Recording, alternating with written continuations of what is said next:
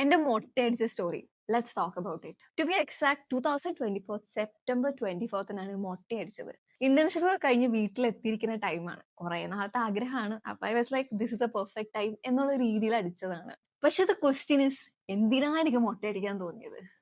പക്ഷെ it was not for proving any point or ഞാൻ ഭയങ്കര സ്ട്രോങ് ആണ് അല്ലെങ്കിൽ ഡിഫറെന്റ് ആണ് അങ്ങനെയൊന്നും കാണിക്കാൻ വേണ്ടിയല്ല. നമ്മൾ ആക്ച്വലി എപ്പോഴും നമ്മുടെ ഐഡന്റിറ്റി ബിൽഡ് ചെയ്യുന്നത് എക്സ്റ്റേണൽ ഫാക്ടേഴ്സ് വെച്ചാണ്. നമ്മുടെ അപ്പിയറൻസ്, ഓരോ ബ്യൂട്ടി സ്റ്റാൻഡേർഡ്സ്, ബാക്കിയുള്ളവരുടെ ഒപ്പീനിയൻസ്, ഇതൊക്കെയാണോ നമ്മള്? somehow I wanted to detach from all that. I wanted to know how it felt if I remove something the so-called society called as bhagi.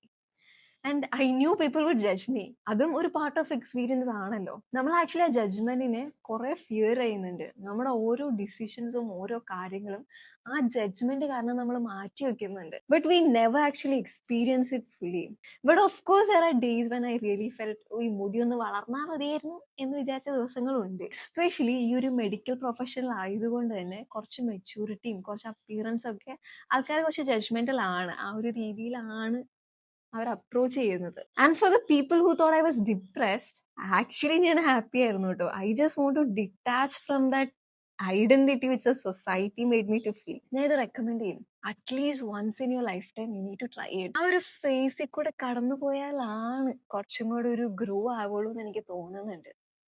അത്രേ ഉള്ളൂ. അപ്പൊ ശരി. പിന്നെ മൊട്ടയടിച്ച് കുളിക്കുമ്പോ ആ വെള്ളം ഡയറക്ട്ലി സ്കാൽപ്പിൽ കൊള്ളുമ്പോ ഒരു പ്രത്യേക സുഖമാണ്. അത് എക്സ്പീരിയൻസ് ചെയ്താലേ മനസ്സിലാവുള്ളൂ.